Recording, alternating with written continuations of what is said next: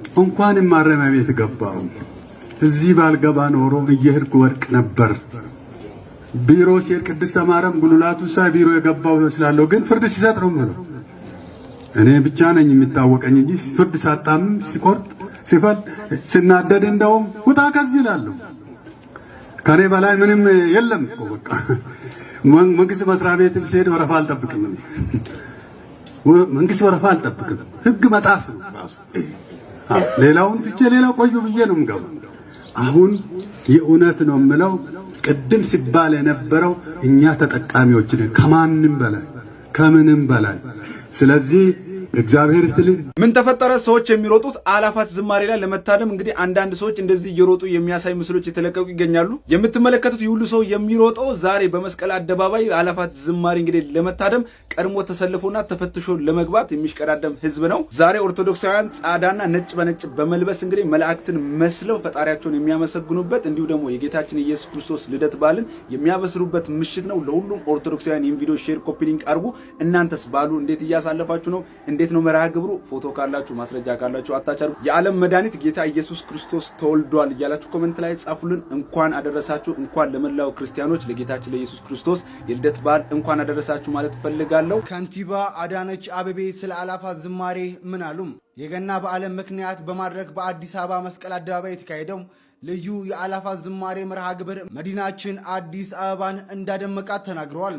የአዲስ አበባ ከተማ ከንቲባ የሆኑት አዳነች አቤቤ በመርሃ ግብሩ ላይ የታየውን ውበትና አንድነት በማድነቅ በማህበራዊ ትስስር ገጻቸው ላይ ዛሬ የኢየሱስ ክርስቶስ የልደት በዓልን በማስመልከት በአዲስ አበባ መስቀል አደባባይ በኢትዮጵያ ኦርቶዶክስ ቤተክርስቲያን የተካሄደው የአላፋት ዝማሬ ድንቅ ነው፣ ከተማችንንም በጣም አድምቋል በማለት መልእክታቸውን አስተላልፈዋል። እናንተስ የዘንድሮን የአላፋት ዝማሬ መርሃ ግብር እንዴት አገኛችሁት?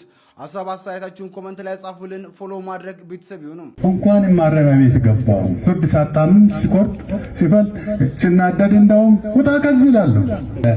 በሃይማኖት ልዩነት የለም፣ በዘር ልዩነት አይደረግም፣ በእውቀት ልዩነት አይደረግም። ፕሮፌሰሩ ሊቀ አእላፍም ዲያቆኑ ሁሉም ጥበቃ ክፍልም ታሳሪ የሆነ ሁሉ መደባችን እስረኛ። ይሄ ያለ ልዩነት ነው የሚያገለግል። የሚሰጠን አልጋ እኩል ነው፣ የሚሰጠን ብርድ ልብስም እኩል ነው፣ የሚሰጠንም ሬሽንም እኩል ነው። ልዩነት የለም። ይሄ በእውነት ለመናገር አንድ ነገር ብቻ እናገራለሁ። ቤታችን ውስጥ የራስ ምሳሌ ዛረግ የሌላውም ይሆናል። 11 ሰዓት ተኩል ማረሚያ ቤቱ ይቆጥርና እንገባለን። ከገባው በኋላ ትንሽ ፀሐይ አለ። እንደዚህ ጋደም ብዬ 80 ናት 90 ናት ተረፈኝ። በጣም ሳብ ቤት ውስጥ እኮ ሁለት አልጋ አልበቃ ተብሎ በሰው ልጆች ዱባይ አሰርቶ ሜትር 2 ከ20 ወደ ጎን 2 ከ20 እሱ ቤት ሆኖ አይበቃኝም። የእውነት ነው። ምንድነው ይሄ ሁሉ እዚህ ብርድ ልብስ፣ ይሄ ሁሉ ትራስ ልብስ? እኔ ስራ በዝቶብኝ የሚገርም ይሄ ተረፈኝና በጣም እንዲሳው ብዙ ነው። 2 ሰው ያስተኛል ከሱ ሌላ። እንደዚህ ነው በእውነት። እኔ በበኩሌ የምለው ነገር ቅድም ሲባል የነበረ ነው። እንኳን ማረሚያ ቤት ገባው እዚህ ባልገባ ኖሮ እየሄድኩ ወርቅ ነበር። ቢሮ ሲሄድ ቅድስተ ማርያም ጉልላቱ ሳይ ቢሮ የገባው መስላለሁ፣ ግን ፍርድ ሲሰጥ ነው ማለት እኔ ብቻ ነኝ የሚታወቀኝ እንጂ ፍርድ ሳጣም ሲቆርጥ ሲፈል ሲናደድ እንደውም ውጣ ከዚህ እላለሁ። ከኔ በላይ ምንም የለም እኮ በቃ መንግስት መስሪያ ቤትም ሲሄድ ወረፋ አልጠብቅም። መንግስት ወረፋ አልጠብቅም። ህግ መጣስ ነው ራሱ። ሌላውን ትቼ ሌላው ቆዩ ብዬ ነው የምገባው። አሁን የእውነት ነው የምለው፣ ቅድም ሲባል የነበረው እኛ ተጠቃሚዎች ነን ከማንም በላይ ከምንም በላይ። ስለዚህ እግዚአብሔር ይስጥልኝ። ለካህኑ ይገባቸዋል ብለው ይህንን ሽልማት ለእኔ ይገባል ብለው ለእርሳቸው ሰጥተዋል። እጅግ አድርገን እናመሰግናለን። ስሞት ማን ነው? መምህር ላይ ኩናራ አየለ እባላለሁ። ምን ተሰማዎት? ምንም የተሰማኝ ነገር የለም። እኔ በልጓ መምህር እንደሆነ አሁን ደስታዬን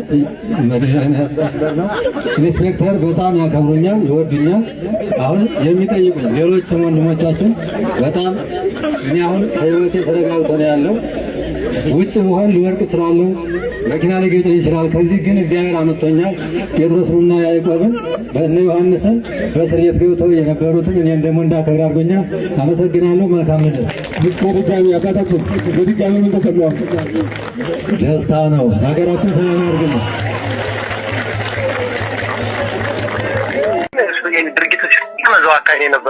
ኦኬ፣ ድርጊቱ ሲፈጸም ነበርክ? አሁን ይኸውልህ እኔ ስለ እግዚአብሔር ብዬ ነው የምጠይቅህ። ምንም አይነት ውሸት ነገር እንዳትነግረኝ፣ ያው ሁሉም ግልጹን እውነቱን ማወቅ ስላለብን ማለት ነው። ሰሞኑን ጎንደር ቆላ ድባ የተደረገውን የኪዳነ ምሕረትን ስዕል ተአምር ተመልክታችኋል እና የዚያ ሰው ነኝ ብሎ አንድ ሰው ስልክ ልኮልኛል። እስኪ እናጣራ፣ እንደውልለት የሚለውን እንስማ።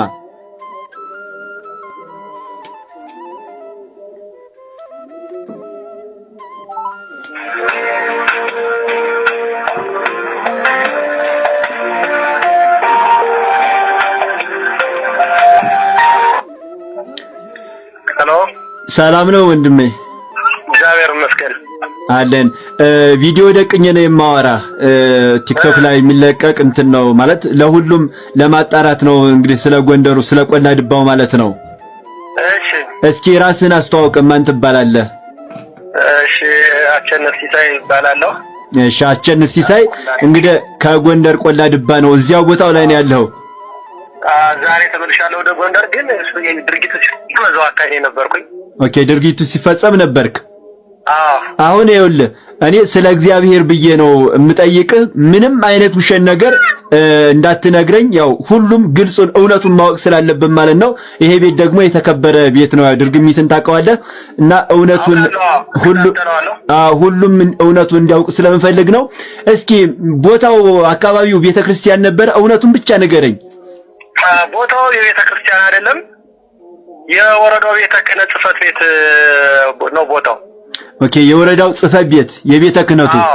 የቤተ ክህነቱ።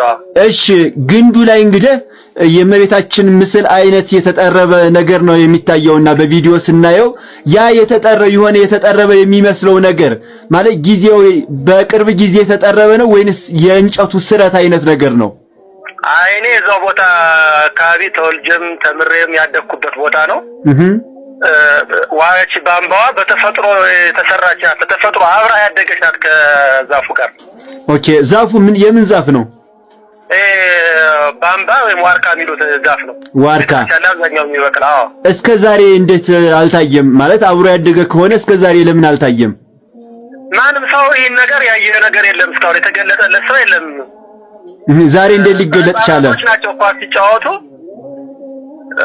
በቃ ለህፃናቶች መጀመሪያ ገለጠላቸው። ኳስ ሲጫወቱ ያዩትኝ ቅርጹንም ራሱ ምስሉንም ህፃናት ናቸው ያዩት የተናገሩ።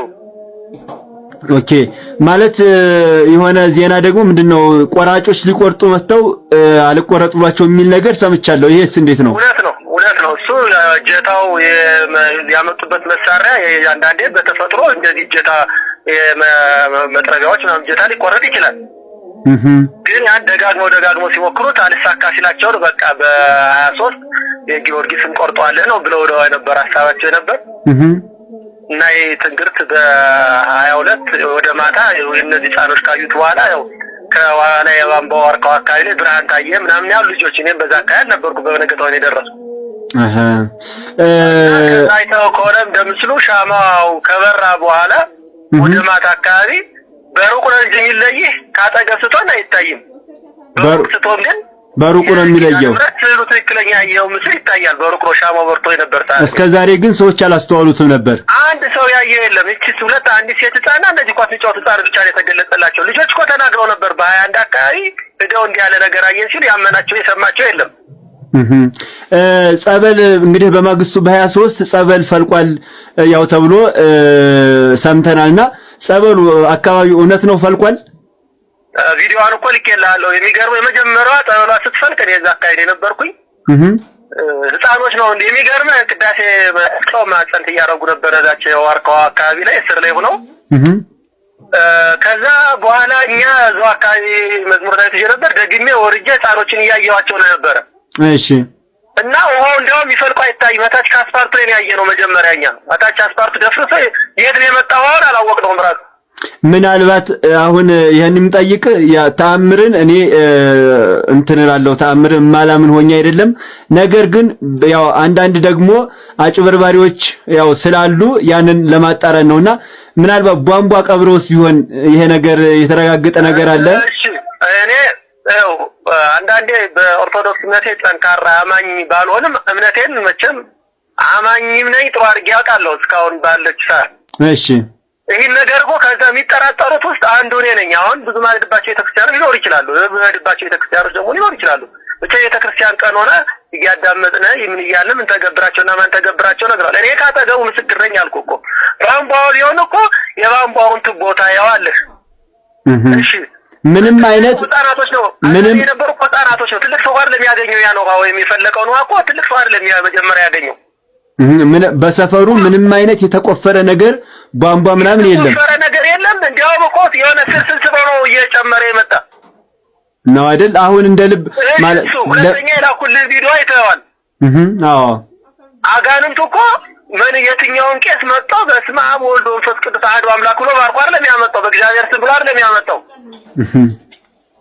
ቅድስት ድንግል ማርያም እንዲያርገሽ ኪዳነ ምሕረት ስም እየጠሩ እንዲያርገሽ ሰራሽልን፣ እንዲያርገሽ ጎተሽ አመጣሽን ምን እያሉ ይዘጋበሩ መጣው። ከሆነ ከፈለቀው ጠበል ላይ እየተንከባለሉ አጠገቤ የነበረ ልጅ አይተዋል። ምዕራፍ ዘሎ ሲወድቅ አንድ ልጅ አይተዋል። እርሷም ከኔ አጠገቤ የነበረ ልጅ ነው።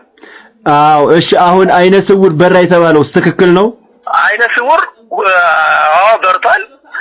አንካሳዎች እነዚህ በአልጋ መጥተው የሄዱ ሶስት ሰዎች ምስክር ነኝ። እኔም ካጠገው ስለነበርኩ። አይነ ስውሩን ታውቀዋለህ አንተ? በፊት አይነ ስውር ሆኖ ታውቀዋለህ? እነዚህ ልጆችን አላቃቸውም። ሲጨፍር ነው ያገኘሁት። ከበራ በኋላ ነው የማርያምን ስዕል ኪዳኖስ ስዕል ሲጨፍር ያገኘሁት።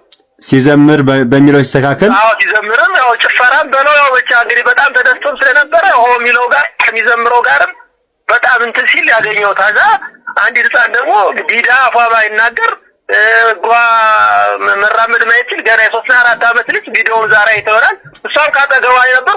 5 ነው 6 ነገሮችን ተደብ በቃ ቆሜ ማመን እስከሚያቅተኝ ድረስ አሁን ካጠገቤ ስለሆነ እንጂ አንድ ዶክተር አክሊሉ የሚባል የጎንደር ዩኒቨርሲቲ መምህር ነገር ነው። እሱም ካጠገቤ ነበር። በቃ መናገር አቅቶን ነው ስናይ ነበር ትንግርቱን። ጠበሉን ተጠምቀው እንደውም የሚገርም ጠበሉ ተጠምቀው መጣው ነው። ቄስም አላያቸው ምንም አላያቸው። ጠበሉ ተጠምቀው መጣው ነው። ባልጋ አስተኝቷቸው ከ5 ደቂቃ አንዳንዱ በ10 ደቂቃ የተነቃለ በ20 ደቂቃ የነቃለ እና ይህን ነገሮች ተቀብሮ ነው ምን የሚለው ባጠገቡ ባለው አውልን ነበር ተጠራጠር ነበር። ግን ከዛች ቦታ ጠበሉ አፈለቀችበት በኋላ እኔ እኮ ተጠራጥሬ ቧንቧን ነው እየጠየቀ ነበር። የተሰበረ ቧንቧ እንደው ልጆች ጠይቃቸው አረኛ ምን ነው ያለው ውሃ ተፈልቃየረ ረጨነ ህፃኖች ሲሮጡ ነው እኮ ደግሞ አጋንንት የለፈለፈ። አይ በጣም ግሩም ነው አይደለም? ወይም ደግሞ ሌላ መነኩሴ ረጭቷል ወይ ማንም ሰውም አልነበር ካጠገብ ያን ረጭት ሲረጩ ህፃኖች ነው። ከዛ በኋላ አንድ ሁለት አጋንንት የለፈለፈ መጣ። ከዛ ቤተክርስቲያን እዛው ባምቦ አካባቢ የነበረው ሰው ደግሞ እያጎራ ምን እያለ መጣ ወደዛ ቦታ። አይ ባሮ ካህናቶችን ማመን ተመሩ። እዛ በኋላ ነው ካህናቶችን ወደ ቅዳሴ ወደ እንትን ማለት የተጀመረ። እዛ ፊት ቆራታቸው ጥርጣሬ ነበራቸው ነው አይደል? አዎ እዛ ፊት የነበሩት እኔ ማውቀው የኪዳነ ምሕረት ጠበል የሚጠምቅ ሰው ነበር አንድ አባት። እሳቸው እሱ ብቻ ነው ሲታገል የነበረ። እሱ ነው ሲወግ እንደውም ሲገዝታቸው ነበር በጣም ከመብዛቱ የተነሳ እሱ ነው የመጣ። እሱ ነው እንደውም ማጠፍ የመጀመሪያው ማጠፍ ያደረገ አነግሮት ከመጣ እዛ በኋላ ነው። እሱም ይህን ጠበሉን ራሱ አላየውም። እኛንን ምስክር ምን ሆኖ ከነሱ በፊት ጠበሉን ያየ እኛንን ሳይባረክ እኮ ነው ሰውን ሲባርክ የነበረ። እዛ በኋላ እኮ ሊባረክ ብሎ ወጣቱ ሰብስቦ እዛ እንዳባት መጣው ባረኩት። ከተባረከ በኋላ ነው እንደገና መረጨት የጀመረ። በጣም ደግሞ ወጣቱ ነው እንጂ ቄስ አይደለም። አዎ ቄስ በዛን ሰዓት ወደ ቅዳሴ ላይ ስለነበሩ አላመቻቸውም። ወጣቱ ነው ሲረጨ ነበር። እንግዲህ ቄስ ነው ባርኮ ያዳናቸው ምናምን ሳይሆን በወጣት የጠመቃቸው በወጣት ተጠምቆ ነው እኮ እነዛ ሽባዎችም ነው ይሄዳሉ። በጣም አመሰግናለሁ። አሁን እንግዲህ ጥያቄ አብስቼ የጠየቅኩ እኔ ያው ተአምር ማላምን ሆኜ አይደለም። ነገር ግን አንዳንድ ሰዎች ያው ግራ የሚጋቡ ስላሉ ነው። ለነሱም ያው ጥርት ያለ ነገር ለማድረስ ነው። እንግዲህ ያው ያየኸውን ነገር ስለነገርከኝ በጣም አድርጌ አመሰግናለሁ። እግዚአብሔር ያክብርልኝ። እሺ ኑርልን ወንድሜ አንተም። እሺ አመሰግናለሁ። ክበርልኝ። እሺ አሜን አሜን። ሰላም ወንድሜ። እሺ ቻው።